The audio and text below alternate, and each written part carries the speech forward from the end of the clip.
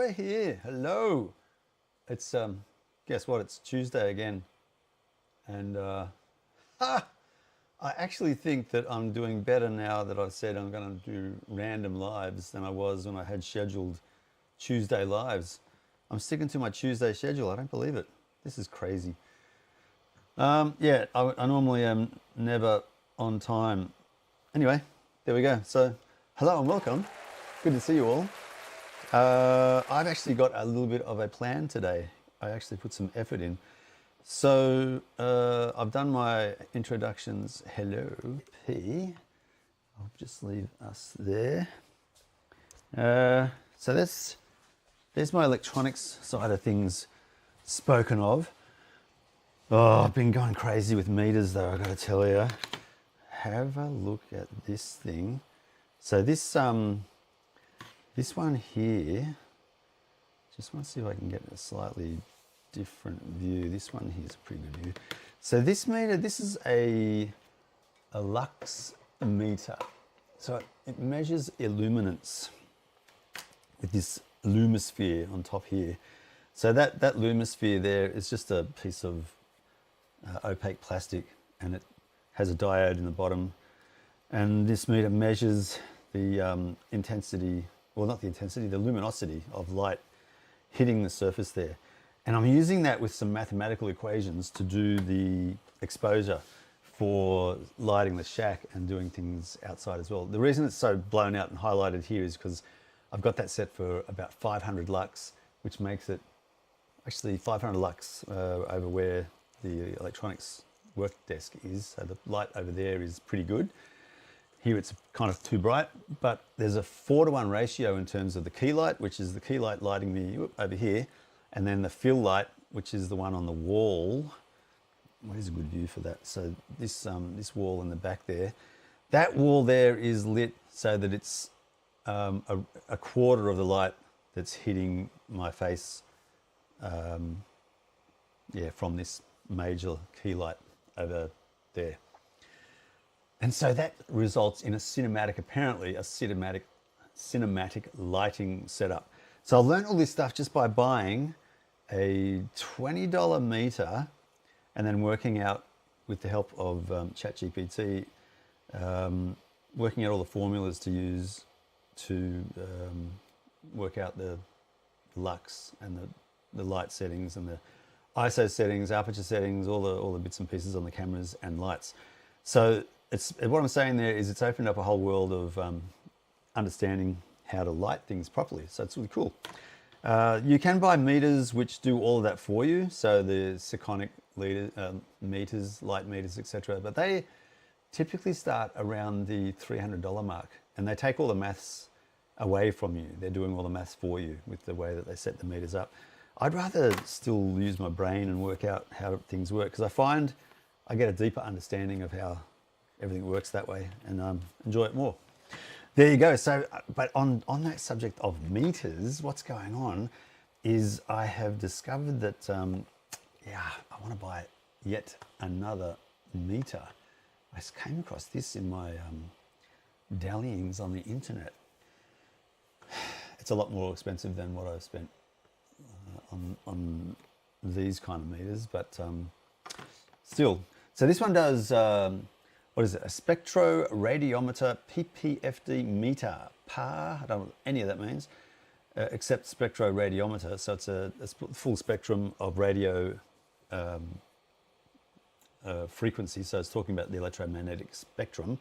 And this one measures ultraviolet light, infrared light, and it does an analysis on the RGB makeup of light. So you've got 320, which I think is the blue color, and then 800 so 320 nanometers up to 800 nanometers. 800 goes to the red, I think that's how it works. And then from 0 to 5,000 micromole square meters per second. So I have to understand what that actually means later, but this basically gives me a breakdown of the ultraviolet light intensity, infrared, the red, green, and blue consistency. So you can get into the light in a very, very particular way. So it'll be really handy for doing extra analysis, I think, for lighting situations. So I'm just really interested in meters. I've got so many meters up there now, but it just is opening up a whole new world, understanding, I guess, of how the world works, and I'm enjoying it. So that's probably another meter I'll save up to buy. Okay, so I was looking at a couple of YouTubers earlier today, and they're talking about the changes that are occurring within Apple, and so it kind of inspired me with what Apple is doing now. They've got a new guy who's heading up Apple, John A. I don't know his last name. John, maybe it's a T. Can't remember. But he seems interesting. He's similar to a blend of Steve Wozniak and Steve Jobs, I believe, because this guy John T, he has a bit of a hardware background like Steve Wozniak does, and there's another guy who is his technical head, who's a Johnny. So it's John T and Johnny. The two of them together, they both come from a hardware background. So it's going to be interesting to see what products they come up with to release in the future with that kind of hardware background. Steve Jobs didn't really have as big a hardware understanding as Steve Wozniak, but he still understood to a great degree hardware. He's more of the marketing guy, Steve Jobs, and Steve Wozniak was really the technical whiz. But Steve Wozniak, as much as I admire him, he's not as much of a showman as Steve Jobs was, and that's the two together made Apple. They really did. And so if these two Johns, the John T and the Johnny, operate in a similar way, then the future for Apple and the products they release and the benefit that we all receive, I think, is going to be really, really cool. A lot of people are against Apple. A lot of people are against big business, but it's just a part of the world we live in. You can't, I don't know, you can try to resist that kind of a progress if you want, but I don't see the point in that. I'd rather embrace it. Similar thing to AI. Like, AI is just a tool. I don't think it's anywhere near reaching the definitions of artificial intelligence. It's not intelligent at all. It's basically a whole lot of nested if statements. If this word comes in, and then it basically says if this, then else. So if this word that I'm about to say next makes sense in the context of the discussion, then more than likely this other word is going to be appropriate to use. And if that is the case, then this other word is going to be the next best choice of word to use. And the only reason that AI is able to hold the conversation in real time is because of the computing processing power behind all those nested if statements, in my humble opinion. So it seems to me that there's no intelligence at all in AI, and it is purely a probabilistic algorithm, which most of the time works. But when you really try to use AI the way that I did I'm going to show you that in the video I'm going to put together for making the red guitar, the mods that I've made to that red guitar. I actually asked AI to help me design the switching circuits to switch between serial and parallel and in phase, out of phase between the two pickups on the guitar. It couldn't do it. It took me a week to realize it had no idea what it was doing. From the basic electronic circuits and switching, it had no idea. So there's no intelligence behind AI whatsoever. Regardless of what people think or say, I'm convinced of that. There is none. And it's proven. I mean, I just, you know, we were taught about AI, Lisp, as the burgeoning artificial intelligence kind of technology was around in the 80s when I was studying computing. We were told about it, and I could see even then it was just if statements, one after the other. if this, then that, if that, then this, if this, then that. And there's no intelligence, none. So yeah, it's a misnomer, artificial intelligence. So my point is that it started off with Apple, somehow morphed into a discussion on AI on my soapbox yet again. Sorry about that. So Apple, I'm looking forward to seeing what they come up with, and it's actually kind of inspired me. I remember feeling this way when I first started contemplating going to uni and working out what to study and how to kind of map out the beginnings of my life. And I'm glad I did it the way I did. I was going to go and try and do chemistry because I thought, what's going to have the longest kind of impact in society? What's going to be the thing that everyone reverts back to evolve and make the next best thing, and therefore, keep gainfully employed and gainfully engaged with what's going on. So I thought chemistry might be the reason, might be the best avenue for a career, because everything is revolving around atoms, the elements, interactions between atoms and molecules. Everything at an atomic level is ultimately what is responsible for what we enjoy in life and how things work. But I thought, if I get stuck in that world, it's all going to be theoretical and it won't be practical. I won't be able to actually make fun things.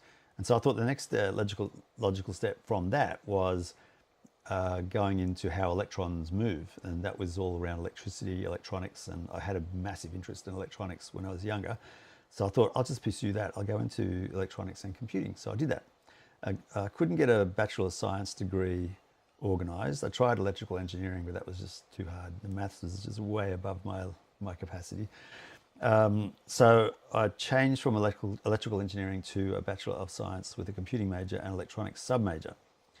And that was hard enough for me as well. I'm not a great student, but I love learning still. So I don't understand that either. But anyway, so I went down that path of learning about computers, and I eventually wound up as a project manager in the Department of Education, which was my last role in IT. And that folded in June 2023.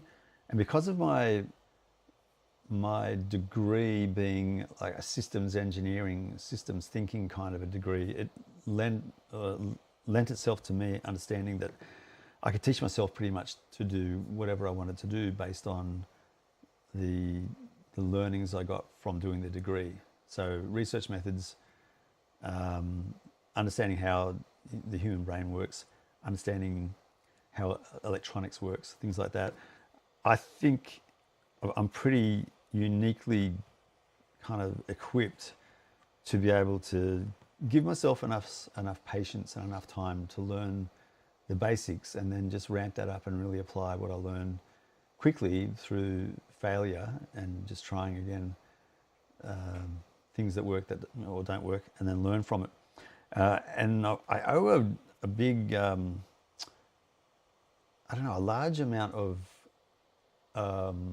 that understanding, I think, to a guy called W. Edwards Deming, who came up with a Schuart cycle, which was his teacher, who he liked the idea of this idea that his teacher had Schuart. So Schuart came up with the Schuart cycle. Some people call it the Deming cycle, but it's that plan, do, study, act. So you plan something, you do it, you study the output and the results from that, and then you adjust it all, and so you act on that, and then you do it all again. And it's a continuous improvement cycle. And in using that in practical terms, you can get a lot better at things a lot quicker by planning something, doing it, studying it, adjusting things, and then going again, planning, doing, studying, acting, planning, doing, studying, acting. So you keep on repeating that process and then refine what you learn from those processes until you are satisfied with what you've got that you can release to production or make a product or get a service going, run a business, whatever. But you don't stop there. You keep on implementing that all the way through, because there's new technology, there's new understanding that comes around where you can apply that and make things work more efficiently or better. keeping that in mind. So that's what I've tried to do in my career since I discovered that in 2007 through a project management diploma course I did with Optus and Ray Roach, which I owe him thanks as well. He's the guy who introduced me to the teachings of W. Edwards Deming. And yeah, since 2007, I've been applying that to my career, and it's helped a lot. Sadly, it hasn't got me a new job. I think the hype around AI is really making that more and more difficult, but the bubble will burst. AI is not going to bring the amount of money that people think that it will. It will help. It's a tool, but it's not going to be the thing that people wish for or fear. It's just going to be another tool. It's going to be another, like the Industrial Revolution was revolutionary. It didn't destroy humanity. It actually made things better. There were some very difficult times for lots of people who got through it, but we're benefiting from a lot of that today. Same thing with the information revolution. Same thing is going to occur with the AI revolution. That is going to come and go as well.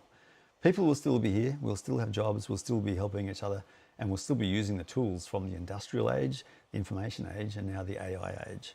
It's just a matter of getting through this period and understanding how we're going to get through it, and then what's on the other side. Don't know. We'll see. But I'm not scared of it. So I'm going back into electronics in a big way. I want to get that meter. Like I said, Apple's changes to the leadership I'm finding that inspiring. So I'm feeling in a similar way to when I first started doing computers. So I started in '85. Apple had been around since '75, same as Microsoft. I think that's right. I could be wrong there, I have to check the dates.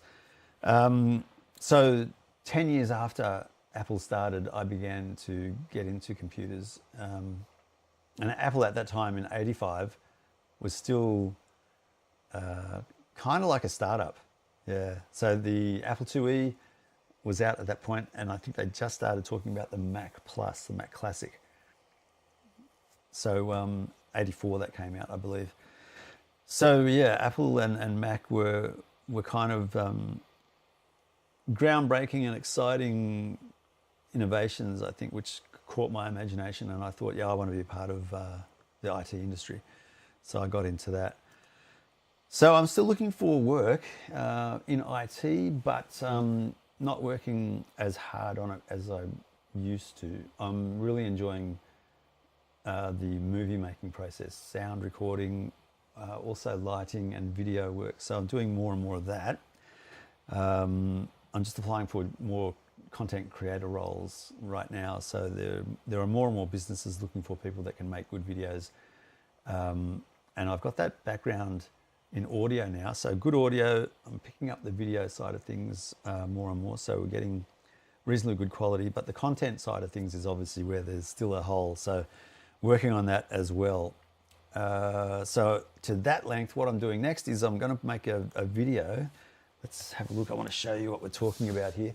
I'm going to make a video on this guitar, the red guitar, because this is taken up probably around, I'd reckon close to 3 months of my life to get to the point where now I'm going to actually say this is finished right now. I was looking at adding a few extra things. I was going to put, believe it or not, I was going to put these meters, or a couple of meters in the red, one here, so that we could get a visual display of the electrons or the electricity being produced by the guitar. But I think that would really destroy the look and the feel, and it's not going to be very accurate anyway. So I'm not going to do that. So I'll do a full video on this, but this has been great. It's helped me understand all of the logic behind those switches there. That's where ChatGPT failed. It couldn't do it. I spent a week trying to understand and work through what ChatGPT was saying to resolve to get it to work. But every time I tested whatever it suggested, it just failed. It went nowhere. So after a week, I gave up, and I just said I'll have to do it on my own. So I worked it out all on my own. It took about a week to work through all of these circuit variations, because it's not quite as simple as it looks. That humbucker coil and that one, they have 5 wires. So there's a coil with a start and an end, so there's 2 wires on that. There's a coil in there with the start and an end, so there's 4 wires in total there. There's a ground, there's 5. And then the 6th is a grounding wire connected to the metal parts of the humbucker. And so to make that series, you've got to go from the input of one coil to the output, to the input to the other coil, to the output, to the input, to the output, to the input, to the output. And then to make a parallel, you've got to get all of those to go from the in to the in, to the in to the in, out to the out, out to the out. And to do that with 1, 2, 3, 4 coils and then 2 grounding wires, it was too much for AI to keep track of or understand what to do. Because it's referring to documentation online where there is not much existing documentation on how to do that, to switch from a serial connection to a parallel connection. I dare you to have a go at it. It'll take you quite a while, I'm sure. Anyway, so I had to work out that. I had to work out how to put these different circuits together and fit it all in there and dig out cavities. So we've got a blending knob, phase knob, the parallel and serial switching, the single and double humbucker, the out of phase switching as well. Then I added a light and a power switch to make sure the battery didn't get drained. We've got a kill switch, 3-way selector, volume, afterburner, bass and treble control, and mid and sweep control. So that's what's going on with that guitar. And oh my God, the sounds I can get out of it, just awesome. So I'll put a big long video together on showing the build process and the design, and then some demos of sound as well. So that is coming. That's going to be something I'll start working on probably tomorrow, and then work on, I reckon it's going to take like close to a month to get that done. So we'll see how we go with that. So I'm looking forward to putting that together. That'll be fun. And that, I think that's about it. That's all I've got to give you for